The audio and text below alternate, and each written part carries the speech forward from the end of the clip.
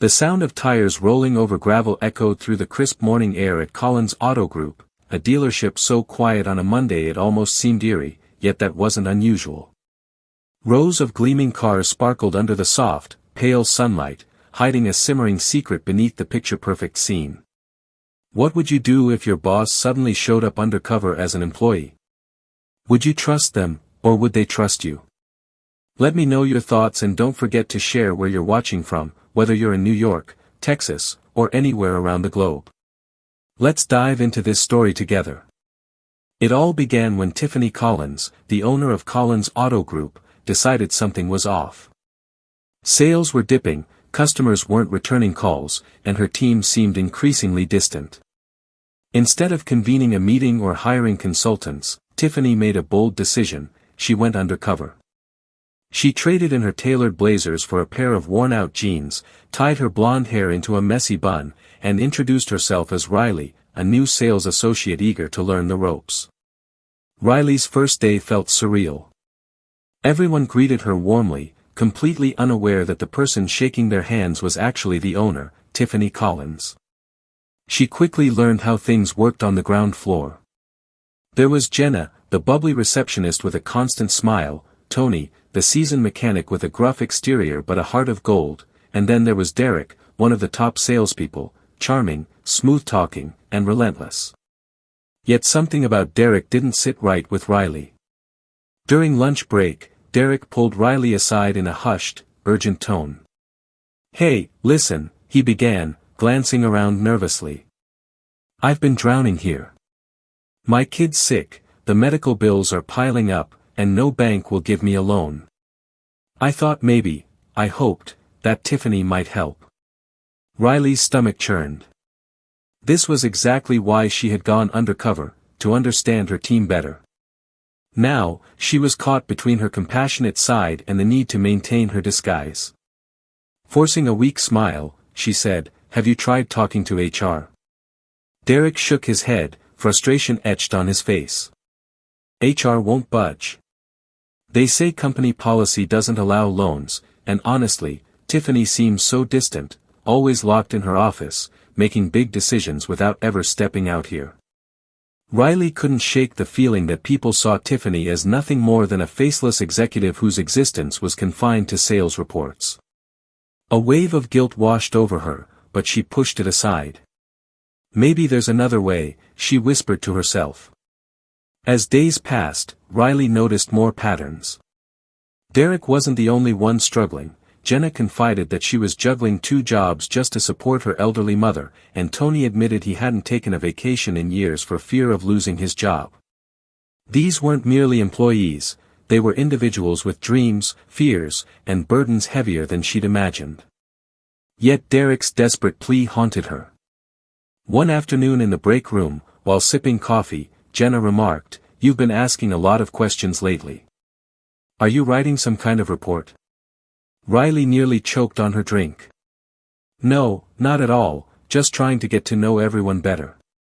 Jenna raised an eyebrow. "Fair enough, but be careful. People notice that you never eat lunch with us unless invited, and you always disappear when Tiffany shows up." A chill ran down Riley's spine. Had she blown her cover already? Laughing nervously, she muttered, "Guess I'm just bad at small talk."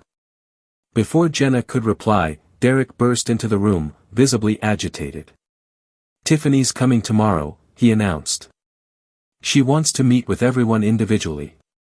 Panic surged through Riley. Tomorrow didn't leave her much time. If the real Tiffany appeared, everything would unravel.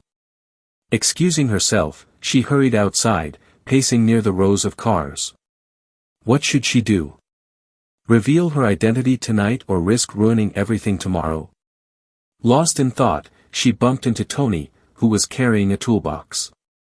"Whoa, easy there," he chuckled. "You look like you've seen a ghost." "I might as well have," Riley muttered, then louder added, "Do you ever feel like life just keeps throwing obstacles until you can't see straight anymore?" Tony tilted his head, studying her. "Yeah, it happens to all of us. But obstacles aren't walls, Riley, they're hurdles you just have to jump over." His word struck a chord. Maybe it was time to stop hiding and start facing the truth head-on. That night, with renewed determination, Riley drafted a plan. By the next morning, Tiffany arrived on the lot in a sharp navy blue suit. The employees gathered nervously, uncertain of what to expect. When it was Derek's turn to meet her, Riley's heart pounded as she watched him fumble through his pitch, clearly distracted by inner turmoil. Finally, unable to bear it any longer, Riley stepped forward. "Tiffany," she said firmly, capturing everyone's attention, "there's something you need to hear." A heavy silence fell. Taking a deep breath, she revealed everything, from Derek's desperate plea to the struggles faced by the entire team. Tears welled in Derek's eyes as he realized that Riley had been fighting for him all along. Tiffany listened intently, her expression unreadable. When Riley finished, she sighed deeply. "I came here looking for answers," she admitted, "but what I found was far more valuable, a reminder of why I started this business. It wasn't just about selling cars, it was about building a community and helping people achieve their dreams." Turning to Derek, she added, "You deserve better than this constant stress. Starting today, we're revising our policies.